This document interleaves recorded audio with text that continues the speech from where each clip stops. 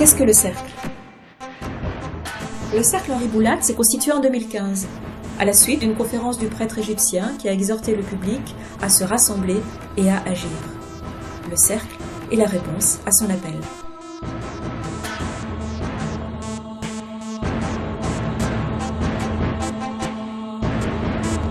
Comment fonctionne le cercle? Groupe de réflexion. Il rassemble tous les 2 mois entre 20 et 30 membres, majoritairement chrétiens, sur des sujets sociétaux, philosophiques ou religieux. Les sujets sont proposés par les membres. Quelques-uns rédigent des textes, soumis quelques jours avant la réunion à l'ensemble du groupe, afin de structurer l'exposé. Ces textes sont consultables grâce au lien ci-dessous. À fin de séance, une collation fraternelle est l'occasion d'échanges plus informels, où chacun peut exprimer librement ses questions et ses réactions. Et le père Boulade? Il n'est pas consulté sur les sujets traités, ne participe pas aux réunions, en ignore la teneur, et ne peut donc en aucun cas être tenu pour responsable des propos énoncés.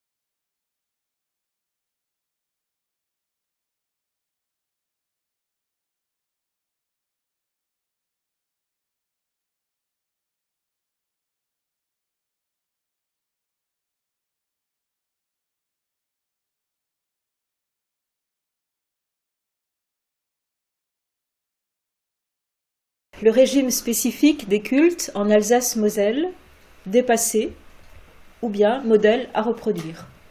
Il y a quelques années, une brochette d'universitaires alsaciens laïcards avait fait paraître dans Le Monde une tribune intitulée « Pourquoi nous sommes alsaciens, laïcs et contre le concordat ?» sous-titré « Il faut en finir avec le concordat d'Alsace-Moselle ». En réponse à une tribune de l'ancien maire de Strasbourg, Roland Ries, parue une semaine auparavant et intitulée, elle, « Pourquoi je suis alsacien, laïque et pour le concordat ».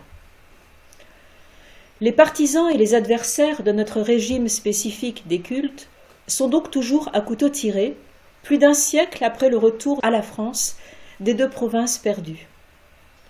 Avant d'essayer de comprendre les arguments des uns et des autres, il faut évidemment revenir sur l'histoire longue et mouvementée des relations entre l'Église et l'État en France et, singulièrement, dans nos régions. Avant d'aller plus loin, notons que parler de concordat ou de régime concordataire est impropre, parce que ces termes signifient un accord signé entre le Saint-Siège et un État. Or, en l'occurrence, il s'agit non seulement du culte catholique, mais bien de 4 cultes. Catholiques, luthériens, réformés et juifs. Et en plus, certaines dispositions qu'on croit souvent relever de ce régime relèvent en réalité du droit local, comme nos 2 jours fériés supplémentaires et le statut scolaire. Ultime précision préalable, nous nous focaliserons dans cet exposé sur la religion catholique, avec uniquement de discrètes allusions aux autres cultes. De sorte que nous parlerons bien la plupart du temps, finalement, de concordat. Avant la Révolution, le catholicisme est la religion d'État, et le roi règne par la grâce de Dieu. La plupart des services administratifs ont un caractère confessionnel. L'enseignement primaire est assuré par les écoles dépendant des abbayes et des églises paroissiales, puis par des congrégations religieuses. En 1789, les frères des écoles chrétiennes constituent ainsi la plus active de ces congrégations et s'honorent d'instruire gratuitement 35 000 enfants pauvres. Les collèges religieux, ceux des jésuites particulièrement, dispensent l'enseignement secondaire. Les hôpitaux, appelés Hôtel-Dieu, sont des créations d'églises fondées sur la charité. les registres d'état civil sont tenus par les paroisses. Seul le mariage religieux est autorisé. Je ne sais pas pour vous, mais pour moi, j'ai la nostalgie de ce temps-là. Donc heureux comme Dieu en France. Bon. Le royaume de France vit sous le régime d'un premier concordat, dit de Bologne, signé entre le roi François Ier en 1516, au lendemain de sa victoire à Marignan, et le pape Léon X. Ce concordat, qui règle les relations de l'Église et du royaume, satisfait les deux parties. Il réserve au roi la nomination des sièges ecclésiastiques et introduit ainsi la division malheureuse entre un haut clergé composé de courtisans et un bas clergé pauvre et mal loti. Donc une situation que l'on retrouvera juste avant la Révolution. La Déclaration des droits de l'homme et du citoyen de 1789 stipule dans son article 10 que nul ne doit être inquiété pour ses opinions, même religieuses, pourvu que leurs manifestations ne troublent pas l'ordre public établi par la loi. Dans le curieux même religieuse, je vous relis la phrase, nul ne doit être inquiété pour ses opinions, même religieuses, on est en droit de lire comme une sourde menace sur la liberté religieuse qui se concrétisera bientôt. En effet, par des lois successives, tous les biens ecclésiastiques sont mis à la disposition de la nation, puis vendus. La Constituante cherche à réformer les structures de l'Église catholique en décrétant la constitution civile du clergé, en 1790. Le clergé doit prêter serment de fidélité à la Constitution. La moitié s'y plie. Chez les évêques, ils ne sont que 4 à jurer. Il faut remarquer que la Lorraine et l'Alsace sauvent l'honneur, avec seulement 8% de jureurs dans le Bas-Rhin. Les prêtres réfractaires doivent émigrer, beaucoup d'entre eux entrent en clandestinité pour continuer de donner les sacrements, ils célèbrent la messe dans les bois ou dans des granges, toujours menacés de dénonciation. Ils survivent grâce à la complicité de courageux catholiques qui risquent très gros, comme la future sainte Anne-Marie Javoué. On a pu dire que ce sont ces circonstances qui sont à l'origine de la formidable explosion de vocations féminines au XIXe siècle. Quand ils sont capturés, les prêtres réfractaires sont massacrés, déportés comme les martyrs des pontons de Rochefort, en partance pour la Guyane, mais qui périront de faim, de soif, du typhus, à quelques mètres du sol français. Il y a un très beau livre qui est paru là-dessus. La Convention, 1792-95, va ensuite s'attaquer frontalement à l'Église et à la tradition chrétienne, en voulant arracher la France à ses racines. Elle substitue le ridicule calendrier révolutionnaire au calendrier chrétien, remplace la semaine de 7 jours par la décade, change le nom des lieux et des personnes ayant une origine religieuse. Elle tente également de conférer la qualité de religion d'État à de nouveaux cultes comme celui de l'être suprême et de la déesse raison. Notre cathédrale de Strasbourg devient ainsi temple de la raison.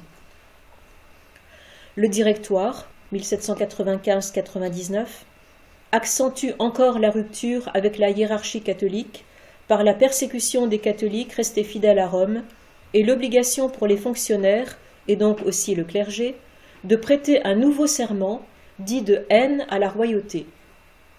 Je jure haine à la royauté et fidélité et attachement à la République et à la Constitution de l'an 3. Moi, je l'ai appris, je n'étais pas au courant de ça du tout, je ne connaissais pas ce serment de haine qu'on oblige les prêtres à prononcer. Et tout cela, évidemment, contradiction manifeste avec la Déclaration des droits de l'homme, donc, qui, je le rappelle, garantissait la liberté de conscience. Une autre scélératesse de la Convention. En contrepartie de la nationalisation des biens du clergé, la Révolution garantissait la rémunération des membres du clergé qui avaient accepté de lui prêter serment. Ils sont bien mal récompensés de leur loyauté, puisqu'en 1795, la Convention décide de ne plus rémunérer aucun culte, de sorte que l'Église constitutionnelle périclite. C'est avant la lettre la séparation de l'Église et de l'État. Après cette période trouble et terrible, où l'athéisme militant L'anticléricalisme sauvage, inspiré par la philosophie des Lumières et la franc-maçonnerie, s'en sont donnés à cœur joie. Le premier consul, qui vient de fomenter le coup d'État du 18 Brumaire, considère comme une priorité le règlement de la question religieuse en France. En effet, il désire ramener la paix, alors que le schisme entre les Français a été gravement ouvert par les révolutionnaires.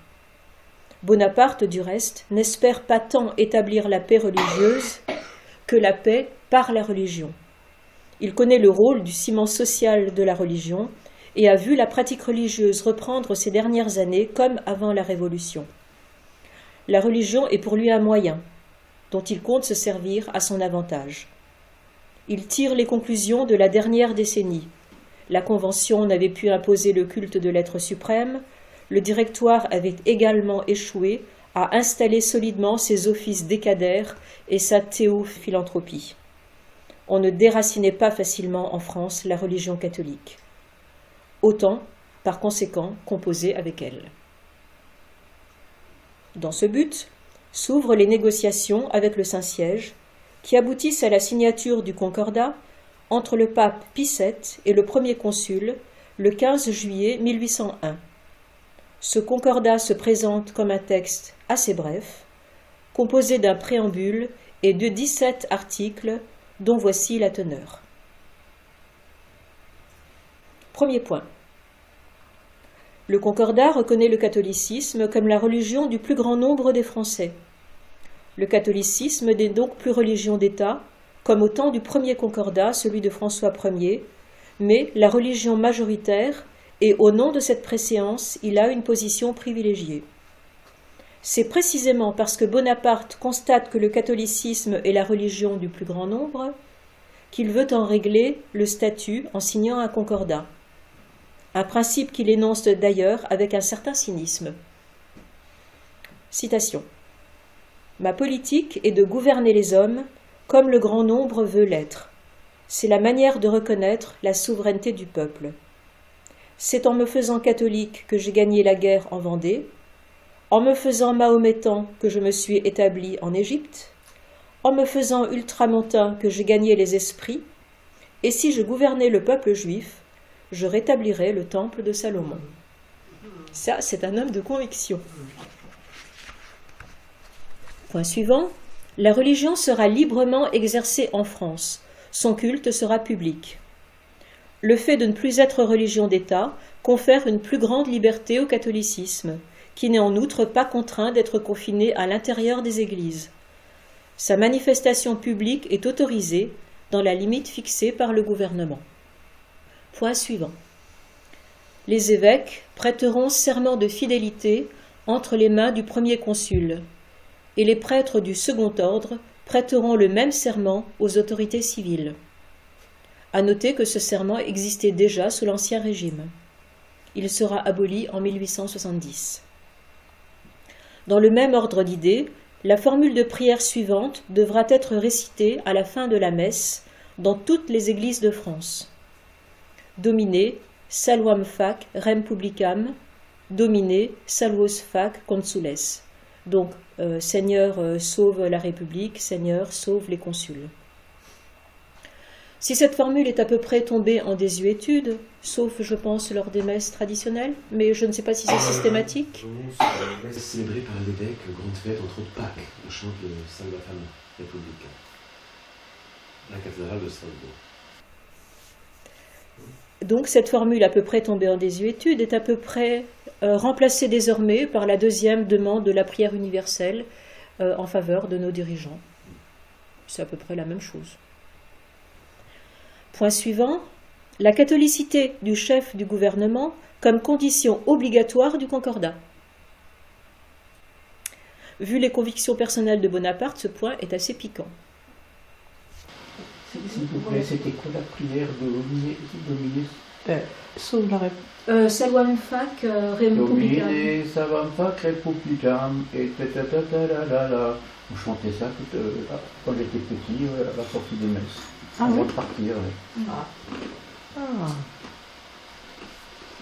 Petit jusqu'à l'âge de 14-15 ans. À la campagne, je ne me rappelle pas ça. Nous, c'est peut-être que dans ma paroisse. Donc à l'époque, il n'y avait pas encore la prière universelle. Alors, point suivant, la réorganisation des diocèses dans un souci d'harmonisation et d'économie. Bon, il y avait beaucoup plus de diocèses à l'époque. Voilà. Et l'obligation de démission de tous les évêques, aussi bien jureurs qu'assermentés, pour repartir avec un épiscopat tout neuf. Quelques réfractaires refuseront de démissionner, formant ce que l'on a appelé la petite église, qui finira par s'étioler jusqu'à presque disparaître. Ils sont encore quelques milliers aujourd'hui, spécialement dans le Lyonnais, dans les Deux-Sèvres et en Belgique. Sans prêtre, ils se contentent de réciter le texte de la messe, se baptisent entre eux et vivent repliés sur eux-mêmes. Point suivant. Une chose par rapport à ce point-là, pourquoi le pape Pie VII a facilement accepté cette demande? Parce que ça lui permettait de régler une autre question. Car dans le haut clergé qui précédait la Révolution, il y avait beaucoup d'évêques qui étaient gagnés à la cause du gallicanisme. Une autre question. Le gallicanisme, tendance à une église nationale lointaine, voire coupée de Rome, mais lointaine de Rome. Demandant la démission, il réglait du même coup le problème du gallicanisme. C'est assez bien joué. Ils ont leurs évêques, pourquoi ils n'ont pas de prêtre? Non, ils n'ont plus d'évêques depuis longtemps. Ah bon? Ils n'ont plus d'évêques depuis longtemps, ils avaient des évêques au début, et ces évêques n'ont pas pris soin de nommer des prêtres, de leur donner des prêtres. Oui, ils auraient pu. Mais ils ne l'ont pas fait, je ne sais pas pourquoi. Point suivant, la nomination des évêques et du clergé par les deux pouvoirs conjointement, donc le pouvoir temporel et le pouvoir spirituel, selon un système assez compliqué sur lequel on reviendra plus tard. C'est sans doute le point le plus connu, sur lequel, voilà, je reviendrai plus tard. Notons que là aussi, il n'y a pas d'innovation, puisque les rois nommaient pareillement les évêques, et que ce principe a pour avantage, ou grave défaut selon le point de vue, que les évêques ainsi nommés soient redevables à l'autorité temporelle qui les a choisis. Point suivant, la renonciation définitive aux biens de l'Église aliénés par la Révolution, qui demeurent acquis à leurs nouveaux propriétaires. En contrepartie, l'État s'engage à verser aux membres du clergé, qui obtiennent le statut de fonctionnaire, un traitement convenable, entre guillemets, pour leur subsistance. Le premier consul fait là une excellente affaire sur le dos de l'Église, puisque ces traitements ne représentent qu'un 15e de ce que lui a rapporté la nationalisation des biens du clergé. Oui, mais après, elle entretient les églises par l'État. Et ça, finalement, ça leur coûte cher. Apparemment, l'État s'en tire très très bien. Ah bon. Il est très gagnant, apparemment. Pas forcément l'État, mais les communes, attention. Les communes, c'est pas c'est les ça. mêmes budgets. Telle est donc la teneur, somme toute plutôt brève, du texte signé. Bon, je n'ai pas tout dit, il y a encore les fabriques, il y a d'autres choses, je me suis tenue à ce qui me semblait l'essentiel. Donc telle est la teneur, somme toute plutôt brève, du texte signé en 1801 par les représentants du gouvernement français et du Saint-Siège. Bonaparte, qui n'est pas à un tour pendable près, l'assortira unilatéralement, en 1802, à l'occasion du débat parlementaire qui doit l'approuver, de 17 articles dits organiques, que Rome ne voudra jamais reconnaître, mais qui seront appliqués en France et qui en modifient gravement l'esprit, en faveur évidemment du gouvernement français, comme par exemple le mariage civil, qui prend le pas sur le mariage religieux. Tel qu'il est cependant, en définitive, le concordat satisfait en gros chacune des parties, l'État exerçant son contrôle sévère sur l'Église, qui, elle, retrouve sa fille aînée, ce qui, au sortir de la Révolution, n'était vraiment pas gagné. Le texte soumis au vote en 1802 ne concerne pas plus seulement le culte catholique, mais également les cultes protestants, réformés et luthériens. Ces cultes, rappelons-le, interdits par la révocation de l'édit de Nantes en 1685, ont à nouveau été autorisés sur le sol français depuis l'édit de Versailles de 1787, dit édit de tolérance. En réalité, cet édit, signé par Louis XVI juste avant la Révolution, accorde aux protestants un état civil, leur permet de faire enregistrer naissance et mariage devant un magistrat civil, mais leur interdit tout culte autre que privé. Donc c'est une tolérance toute relative. Quant au culte israélite, il rejoint cet arsenal en 1806 puis 1808. En 1791, l'Assemblée nationale avait voté l'émancipation des Juifs, faisant d'eux, en théorie, des citoyens comme les autres. Napoléon fait réunir une assemblée des notables juifs puis un grand Sanhédrin. Il en résulte l'adoption par les Juifs des règles du Code civil et, en contrepartie, la garantie de leur liberté religieuse, ce qui constitue un pas en avant considérable pour leur intégration dans la nation. Chaque département comptant plus de 2000 Juifs sera désormais doté d'une synagogue et d'un consistoire. C'est donc doté de ce texte concordataire que l'Église catholique en France va, bon an, mal an, traverser le XIXe siècle, un texte qui va connaître un certain nombre de modifications et d'amendements tout au cours du siècle. Vous n'avez pas été sans remarquer, cependant, qu'il ne fait absolument pas mention de certains aspects qu'on lui attache souvent par ignorance et qui sont parmi ceux auxquels les Alsaciens lorrains sont les plus attachés, croyant à tort qu'ils relèvent du concordat. Donc on en a parlé au début, je veux parler de l'école, du repos dominical ou des jours fériés. Nous y reviendrons.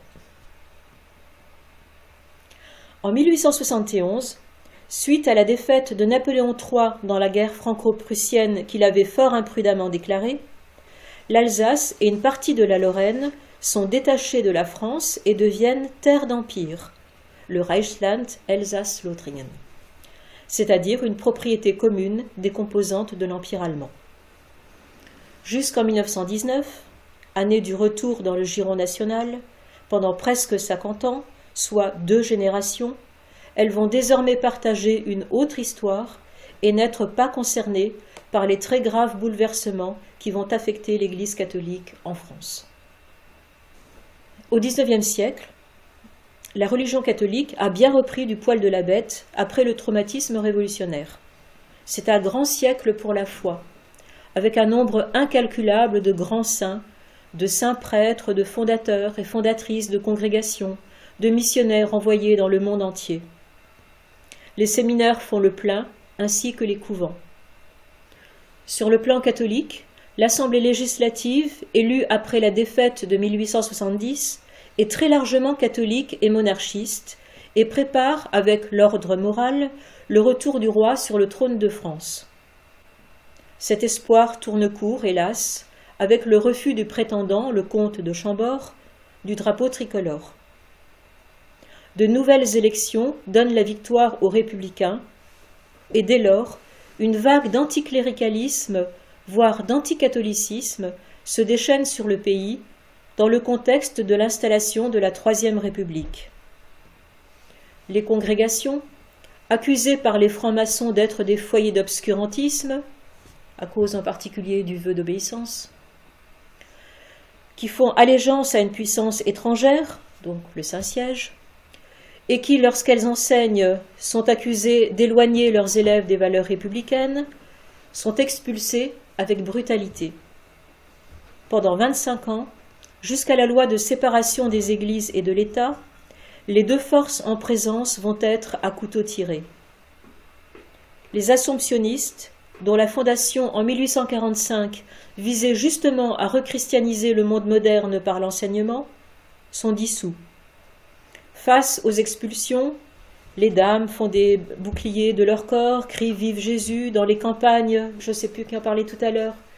Oui, des brouettés d'ordures sont déversés sur la troupe par des laboureurs armés de faux et de fourches. L'expulsion manu militari des moines de la Grande Chartreuse, en 1903, frappe particulièrement les esprits. Citation. Les sapeurs défoncent la porte à coups de hache. Les religieux prient dans leur stalles. Il est tacitement entendu qu'ils céderont à la violence dès qu'un soldat leur mettra la main sur l'épaule. Précédés par leur prieur, Don Michel, 19 moines en robe blanche quittent la Chartreuse et s'en vont vers Pignerol à pied, suivis par une foule en pleurs qui chante « Parquet dominé ». À 7 heures, le monastère est vide. Cette expulsion des moines de la Grande Chartreuse constitue aux yeux de Daniel Rops une des plus graves erreurs de la Troisième République. On est en effet bouleversé devant autant de violences haineuses à l'égard d'hommes doux qui n'avaient jamais fait que du bien dans la vallée. Et l'on ne peut que se demander qui l'on a en face de soi. René Viviani, fondateur avec Jaurès du journal si mal intitulé L'Humanité, conclura cette période de persécution par cette phrase étrange. « Ensemble, et d'un geste magnifique, nous avons éteint dans le ciel des lumières qu'on ne rallumera plus. »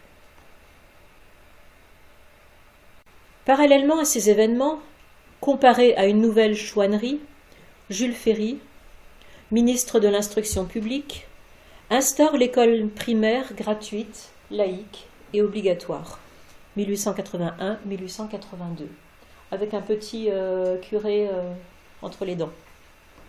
Et qu'est-ce que c'est marqué en bas? Un amateur distingué. Ah, un amateur distingué. C'est probablement donc la création de cette école primaire gratuite, laïque, obligatoire, un progrès pour lequel il faut louer le grand homme d'État vosgien. Et c'est aussi un coup de boutoir à la loi Fallou de 1850 qui organisait jusque-là l'enseignement élémentaire. En effet, le catholique comte de Fallou avait prévu parmi les matières obligatoires l'instruction religieuse dans son article 23, et c'est donc un autre catholique, Jules Ferry, descendant d'une honorable famille de fondeurs de cloches, mais anticlérical et franc-maçon, qui assassine la loi Fallou. En 1901, Waldeck-Rousseau promulgue la loi sur les associations qui instaure un régime de liberté qui nous permet par exemple à tous de fonder très facilement une association. Mais les congrégations sont exclues de cette loi.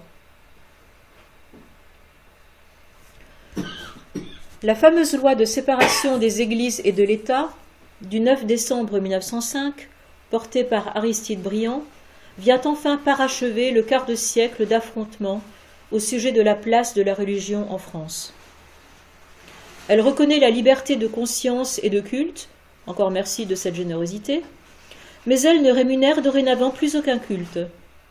Lorsqu'on se souvient que cette rémunération venait en compensation des biens de l'Église spoliés et à jamais perdus, on ne peut que se scandaliser de cette escroquerie d'État. D'ailleurs, le pape Pie X, Saint Pie X, protestera vigoureusement contre cette rupture unilatérale du Concordat par la lettre Vehementer Nos et interdira aux fidèles catholiques d'accepter la loi. La querelle des inventaires, auquel prétend l'État, mène la France au bord de la guerre civile. Outre que l'État saisit parfois pour la seconde fois des biens que les fidèles avaient rachetés, l'ouverture forcée des tabernacles est vécue comme un sacrilège et elle donne plusieurs martyrs à l'Église.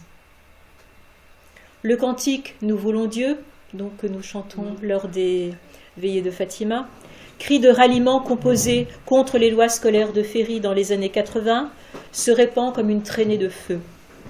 Les chrétiens se barricadent dans les églises pour empêcher les inventaires. Des officiers démissionnent en manière de protestation.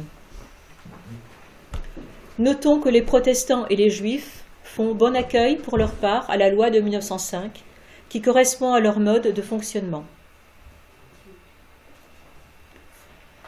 Quand éclate la Première Guerre mondiale, la question religieuse est reléguée au second plan et l'Union sacrée rassemble une France unie derrière le drapeau. Les procédures contre les congrégations sont suspendues par la circulaire Malvy.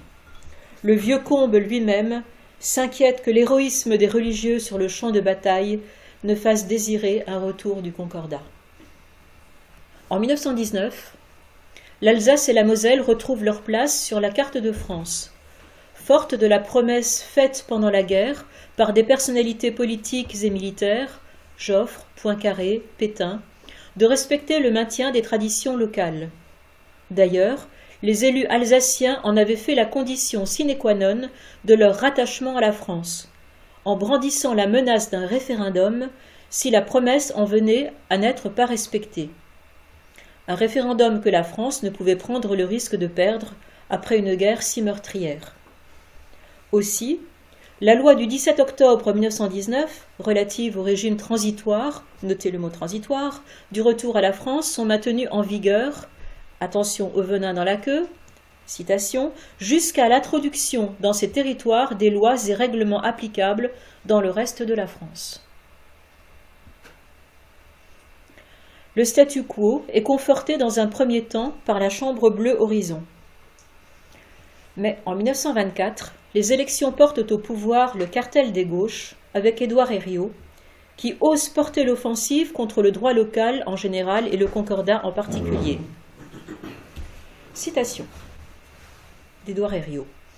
Le gouvernement est persuadé qu'il interprétera fidèlement le vœu des chères populations enfin rendues à la France en hâtant le jour où seront effacées les dernières différences de législation entre les départements recouvrés et l'ensemble du territoire de la République.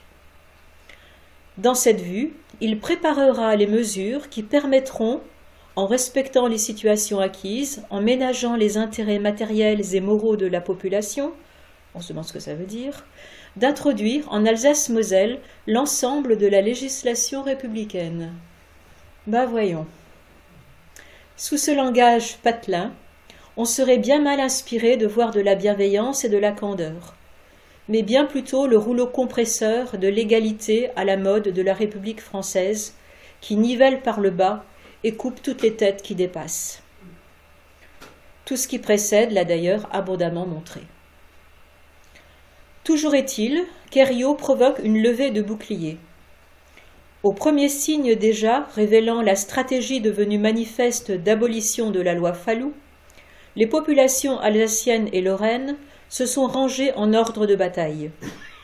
Une pétition portant plus de 100 000 signatures est remise au commissaire général du gouvernement. Elle exige le respect de la nature confessionnelle de l'école locale, plus particulièrement par les instituteurs venus en nombre dans les provinces recouvrées après la guerre. Certains d'entre eux vont jusqu'à persifler la religion chrétienne dans leur classe, ce qui soulève la colère de la population et permettra aussi à un courant autonomiste de prendre racine. En Alsace et en Moselle, c'est la droite qui est largement en tête du scrutin législatif. 21 députés pour la droite contre 3 pour la gauche. Le député lorrain Robert Schuman démarre alors, à l'occasion de ce combat, la carrière que l'on sait et sort ses griffes. Il s'agit pour lui de défendre l'âme de la Lorraine. Et comme la meilleure défense est toujours l'attaque, il a l'audace de proposer à la Chambre d'étendre à la France le système scolaire en vigueur chez nous, avec en particulier des subsides d'État aux écoles privées. La proposition est évidemment repoussée, mais 60 ans plus tard, elle sera votée sous le nom de loi Debré. Toujours est-il que devant les manifestations qui embrasent jusqu'à la France de l'intérieur, à l'appel des milieux catholiques, pour défendre l'Alsace-Moselle, Herriot doit s'incliner. Le Conseil d'État publie son avis, le concordat restera en vigueur.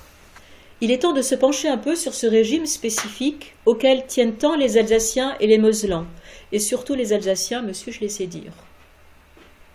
Oui, on m'a dit qu'il y a vraiment une grande différence de mentalité entre les Alsaciens et les Moselans sur ce sujet, et que les Moselans, à la rigueur, seraient prêts à abandonner le concordat, alors que les Alsaciens se battraient bec et ongle pour le défendre. On verra. Je reviendrai plus précisément donc dans un second volet sur le régime spécifique. Mais on peut d'ores et déjà observer qu'il est composé de plusieurs éléments souvent confondus et dont l'origine est diverse. Donc notre régime spécifique est composé de plusieurs choses, de plusieurs éléments disparates qu'on a tendance à confondre, mais que j'essaie de distinguer là. Donc il y a le concordat proprement dit. Ensuite, il y a la loi Fallou de 1850 qui, elle, régit le système scolaire, avec des cours d'instruction religieuse à l'école. Ensuite, il y a des particularités qui sont issues de la période de l'annexion. Donc, ce sont les 2 jours fériés supplémentaires, que sont la Saint-Étienne et le Vendredi Saint, que nous devons, lui, aux protestants, le repos dominical et les facultés de théologie. Et enfin, une série de particularités dans des domaines variés, dites droit local, issues elles aussi de la période de l'annexion, mais aussi du droit napoléonien, et qui ne font pas l'objet de cet exposé. Donc, par exemple, le régime local de sécurité sociale, le droit de la chasse, le notariat, le droit des associations, les établissements de crédit, etc. Ce qui est étonnant, c'est que le concordat, donc conservé dans les 3 départements perdus, a bien failli connaître le même sort que dans le reste de la France. Parce que les premières années de l'annexion, jusqu'en 1878, ont coïncidé avec la phase la plus aiguë du conflit entre le Reich et l'Église allemande. J'ai nommé le Kulturkampf. Ce conflit n'a rien à envier en brutalité avec les années qui ont précédé en France la loi de 1905, bien au contraire. Le Kulturkampf, donc combat pour la culture, désigne la politique menée par Bismarck pour briser les liens de l'Allemagne avec l'Église, perçue comme une menace à l'unité nationale, et à placer celle-ci sous la tutelle de l'État. La grande affaire de Bismarck était en effet, depuis des années, de réaliser l'unité allemande, et pour cela une guerre contre la France était bienvenue. Une guerre qu'il a eu l'habileté de faire déclarer par la France. Avant 1870, la situation religieuse en Allemagne est quasiment la même que sous le Concordat en France, ce qui n'est pas étonnant, puisque le Concordat s'appliquait depuis Napoléon dans les 130 départements que comptait l'Empire français et auxquels appartenait une partie de l'Allemagne. Des mesures très brutales et répressives sont prises contre l'Église.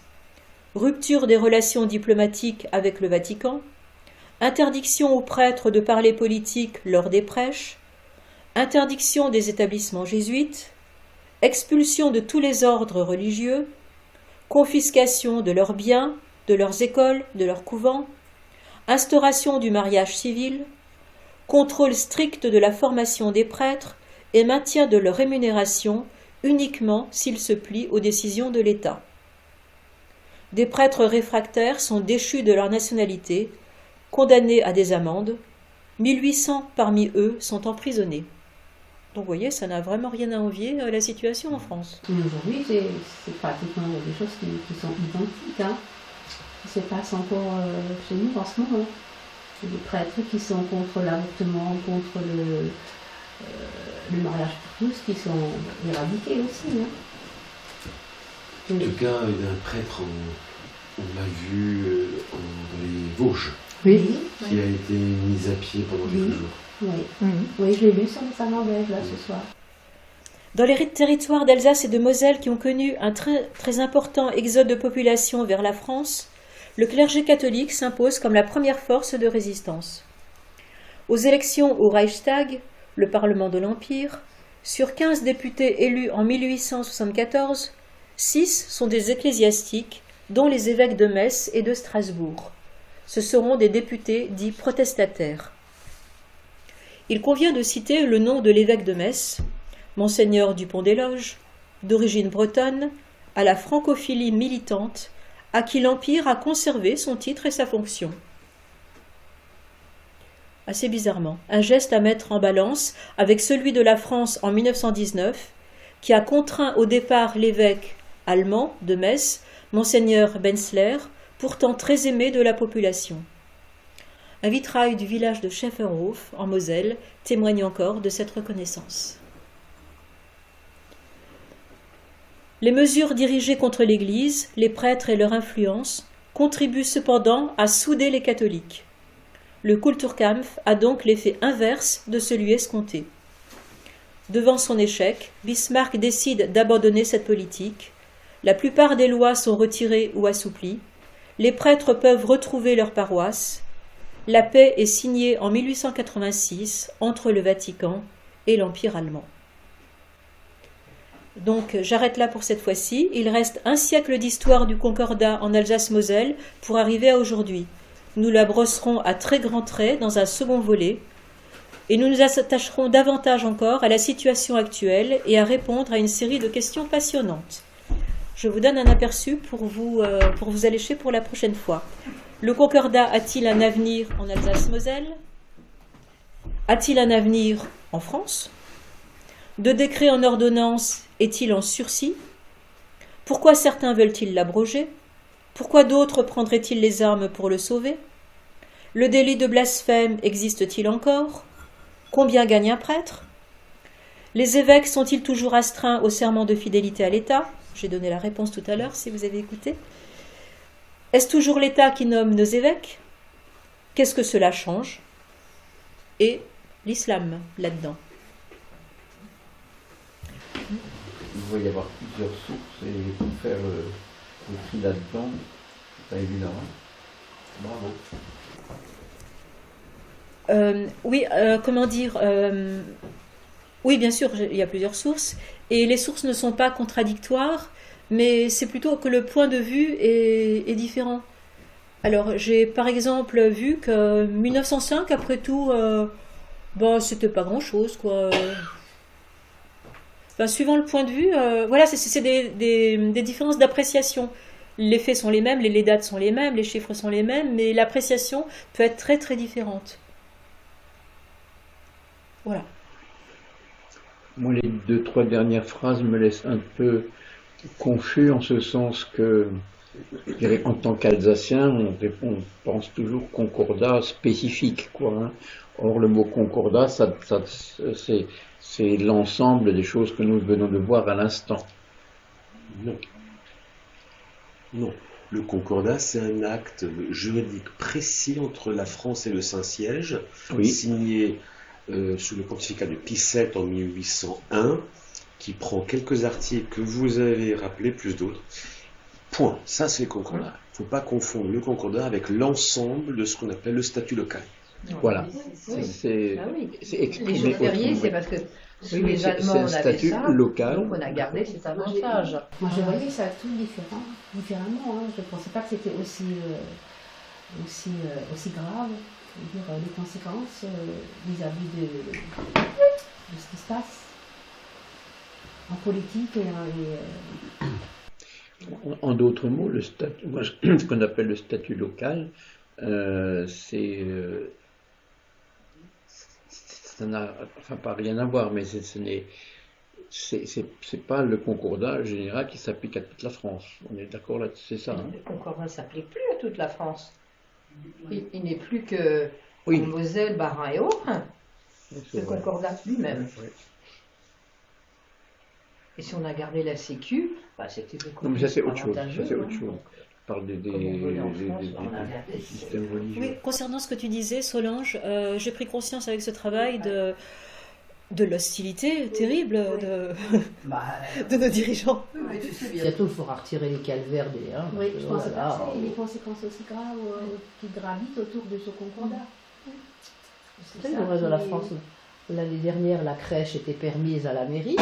Et d'ailleurs, on voit toujours la photo. Robert Ménard, le maire de Béziers, il inaugure la crèche. À côté de lui, il y a les imams, il y a le rabbin, enfin, il y a les pasteurs. Tout le monde est très content. Et puis, même les athées sont ravis de la crèche. Mais non, il faut qu'il y ait des illuminés qui l'interdisent. Alors, il y a vraiment en France deux sortes de Français. Ceux pour qui la France commence À la Révolution. en 1989 Avant, c'était rien du tout. et ceux pour qui elle commence en 496. Bah oui. Et c'est irréconciliable.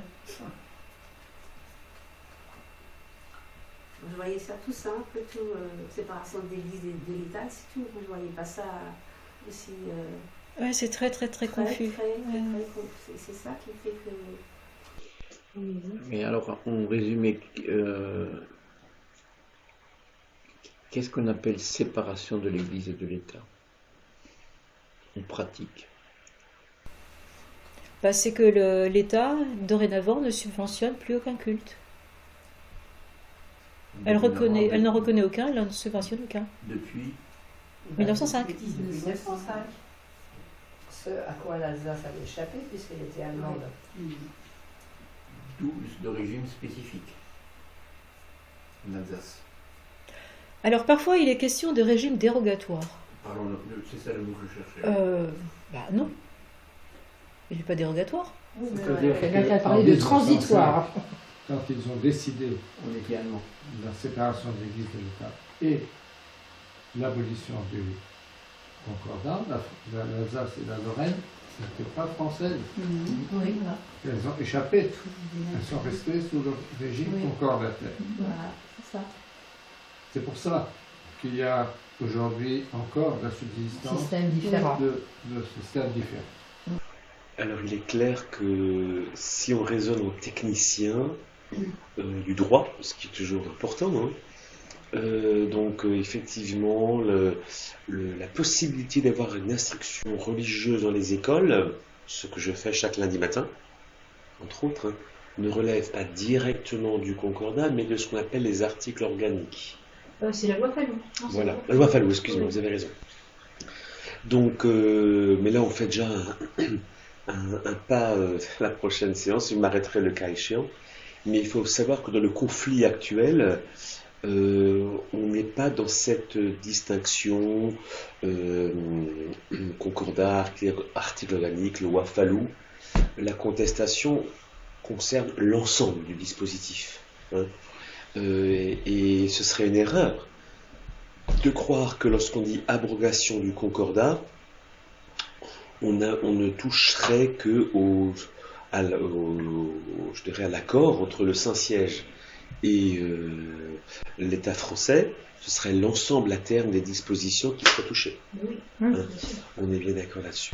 Donc, d'ailleurs, c'est ce qui s'est passé en 1905 avec la séparation des églises et de l'État. D'ailleurs, l'enseignement religieux a toujours été exclu des établissements publics. D'où la création d'aumôneries, de catéchisme paroissial tel qu'on le trouve ailleurs. Donc c'est un problème qu'il faudra, la prochaine fois, envisager dans sa globalité, en fait. Hein, et pas simplement croire que, allez, on va s'attaquer aux articles du concordat qui pourraient sembler, par certains côtés, plus du tout être un enjeu actuel. Donc son abrogation n'aurait sans doute pas de conséquences. Juridiquement, on pourrait le tenir, mais les conséquences sont beaucoup plus ravageuses que ça. Mais à propos de l'instruction religieuse, oui. J'ai été prof et puis après j'ai arrêté parce que j'avais des jumelles et tout. Bon. Et j'ai repris après ce qu'on appelle l'enseignement religieux en école primaire. Voilà. Je me suis arrêtée il y a 12 ans. C'était d'ailleurs passionnant. Mais il paraît qu'à la fin, de plus en plus de parents demandent à ce que leurs enfants ne suivent pas ce cours. Hein. Soit dispensés. Oui, soit dispensés pendant ce temps-là, où ils travaillent à la bibliothèque, où ils sont censés faire de la morale. Avec et pour quelle raison? Parce que, voilà, ça ne les intéresse pas. Et ce qui était extraordinaire avec l'ancien système, on avait des élèves qui, en primaire, disaient « Ah ben tiens, j'aimerais être baptisé ». Oui, c'est comme ça que tu as fait plusieurs formations d'enfants au baptême à l'école primaire. On verra ça. Et quand il était des bâtiments religieux, comme il y a à Strasbourg, il y a le gros problème, là, des bâtiments non chrétiens protestants et des mosquées, là. C'est la prochaine fois. C'est la prochaine. Mais là, actuellement, dans le reste de la France, les cathédrales et tout ça, qui les restaure et tout ça, c'est l'État, hein, c'est pas l'Église. Oui, clairement. Ce n'est pas le concordat. Non. Non, c'est en raison de la spoliation.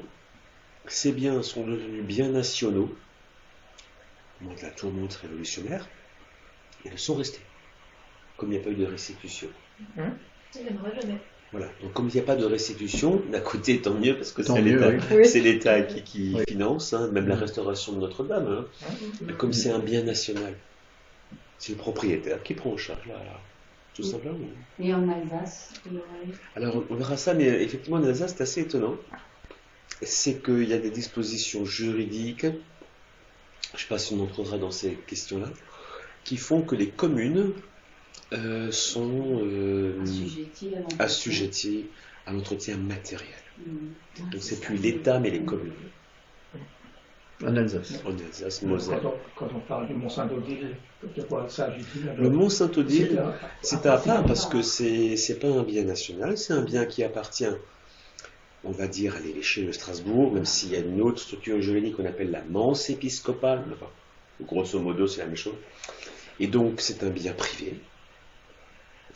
et qui n'entre pas dans les dispositions de mise qui obligerait la commune de Trotte, en l'occurrence, à intervenir parce que c'est pas une église paroissiale.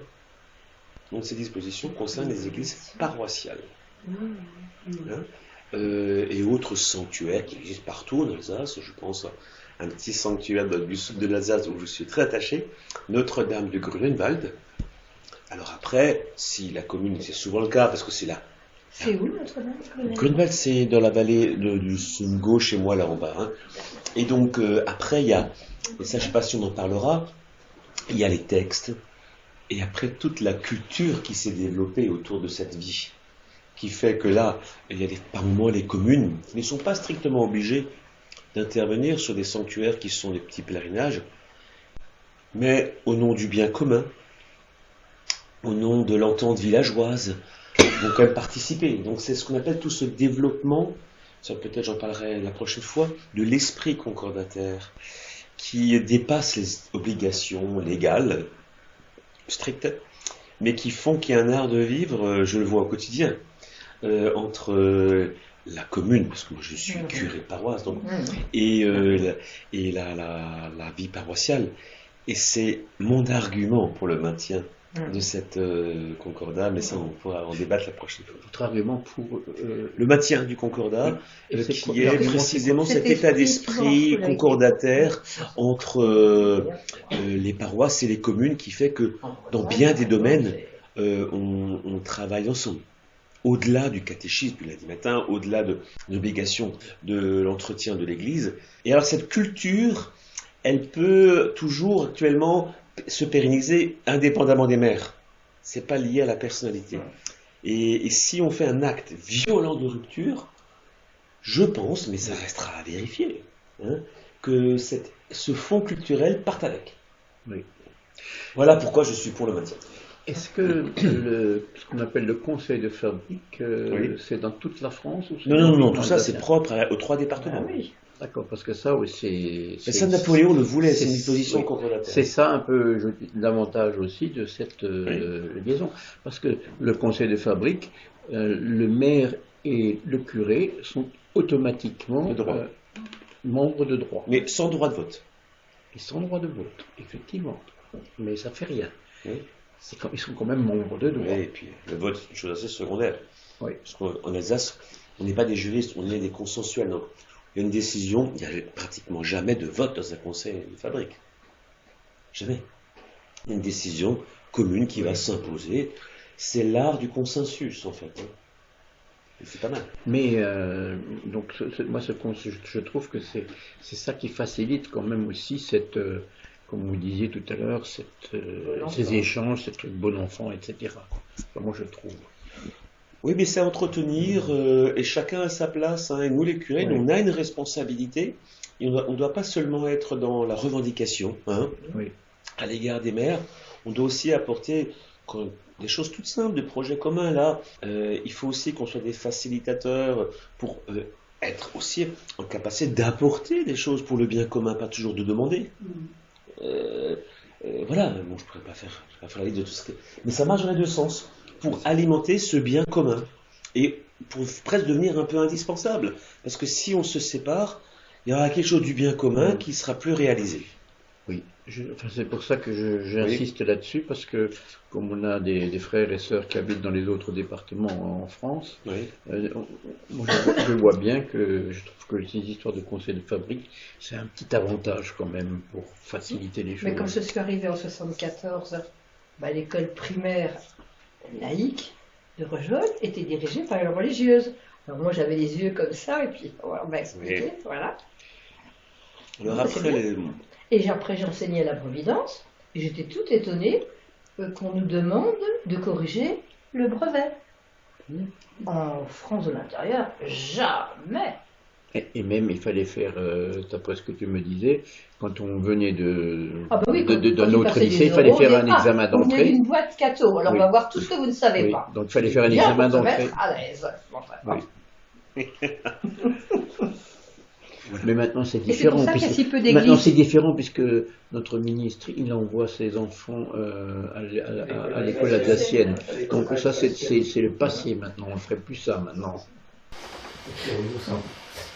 Mais ce dont vous parlez, ça marche surtout dans les petites communes, pas dans les grandes. Probablement, et c'est pour ça qu'on est toujours situé quand on prend la parole. Hein. Donc vous avez raison de le souligner. Voilà, pardon. Parce que je parle d'où je suis. Oui. Donc voilà, effectivement.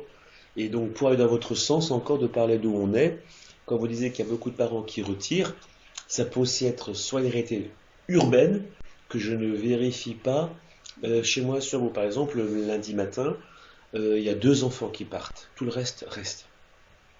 Donc voilà. Donc, Mais l'hémorragie se fait après au collège, au lycée. Oui. tout ça. Du point de vue historique, on peut effectivement critiquer Napoléon parce que c'était un type qui n'avait pas de conviction religieuse. Hein. Ouais. Voilà. Mais comme Dieu fait du bien même avec des gens mal intentionnés. Alors là, je ne pense pas qu'il était mal intentionné. Je pense qu'il voulait vraiment rétablir la paix, effectivement, parce que ça permettait de gouverner plus facilement. Mais c'est louable. Je veux dire, quand tu es gouverneur, si tout le monde faisait ça, franchement, hein. Donc moi, rien que pour ça, même si je suis contre le concordat, et on en reparlera, mais sur ce point-là, je pense qu'à ce moment-là de l'histoire, ça a permis d'apaiser les tensions, les Tout à fait tensions, de faire en sorte que l'État, la nation pense ses plaies. Et du côté opposé, c'est-à-dire du côté du catholicisme, je pense que j'ai assisté tout à l'heure à le comte de Chambord, oui. Chambord qui avait refusé d'être le roi avec un drapeau tricolore. Quand on est trop figé sur des points secondaires, on rate des occasions de bien faire. Voilà. Donc, d'un côté, le Napoléon qui a bien fait, de l'autre, le comte de Chambord qui, à mon humble avis, s'est trompé. Bon, c'est pas qu'une question de Parce drapeau, qu'il c'est symbolique le s'agissait drapeau. juste- Mais non, mais ok, mais il s'agirait juste de rajouter par exemple le fleur de lys. Et puis hop, tu changes le symbole. Tu n'as même pas besoin de la mettre au milieu du drapeau, juste ça. Ça veut peut-être dire qu'il n'aurait plus été sacré. Ça veut dire que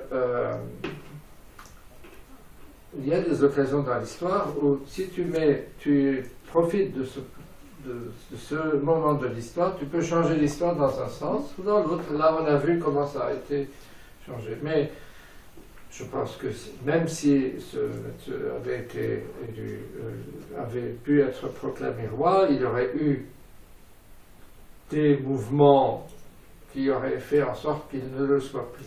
Hein. Donc, la France était déjà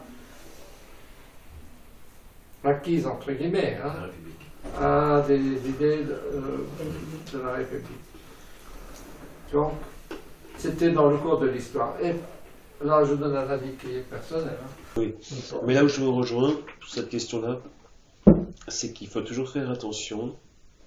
C'est peut-être dans notre camp, si je peux une expression un peu militante, hein, une erreur du camp catholique, c'est de ne pas considérer que en ce monde, les combats qu'on a à mener, il faut intégrer une notion, ce qu'on appelle les processus évolutifs. C'est-à-dire que même s'il y a une chose qui n'est pas tout à fait claire, mais si c'est un premier pas dans une bonne direction, on ne va pas laisser passer l'occasion. Et on veut souvent un aboutissement immédiat, parfait. Et s'il n'est pas là, on refuse. Et c'est là qu'on se trompe. Et là, je pense qu'il faut revenir à la devise de notre Seigneur sur les innocents comme des colombes et rusés comme des serpents. Donc savoir où on va et savoir que l'étape que nous sommes en train de franchir n'est pas l'étape ultime. Il y en aura une autre. Acceptons celle-là. soyons aussi malins que nos adversaires. Et si on croit que l'étape qui vient doit être déjà l'aboutissement parfait, et que si c'est pas ça, on refuse, quelle naïveté. C'est ce qu'on appelle la diplomatie, non? La stratégie. Stratégie diplomatique, alors. Sinon, on s'en sortira pas. Sinon, on sera toujours hors jeu. Et je crois que c'est pour ça qu'on s'est trompé pendant pas mal de siècles. Pas 2 siècles, en tout cas. Oui, il y a ça, et puis il y a aussi, tu l'as abordé, c'est très bien, que s'attacher à sa culture et vouloir défendre sa culture religieuse et le droit de pouvoir exercer son droit, tout ça, c'est une excellente chose. Et il ne faut pas dénier aux autres le droit de ne pas l'exercer. Tu ne peux pas exiger que l'État français reconnaisse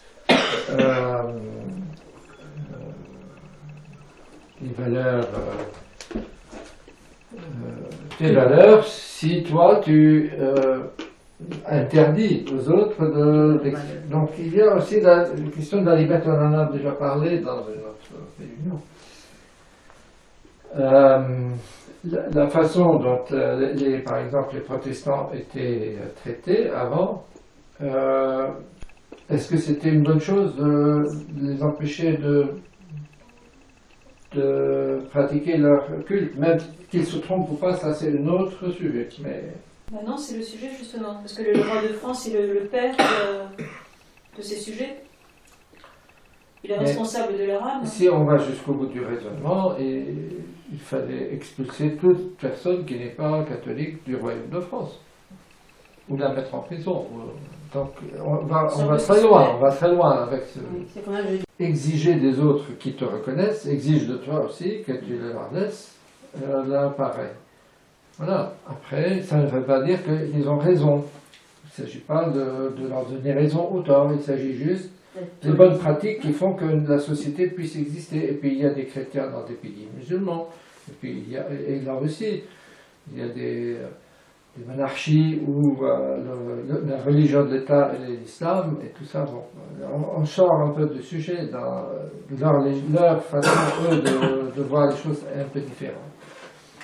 Mais il ne faut pas être trop exigeant et trop à l'extrême. Il faut quand même accepter de laisser à l'autre sa liberté intérieure. Après, on peut discuter avec lui, des arguments, des contre-arguments, voir qui a raison, qui a tort. Ça, c'est un autre débat.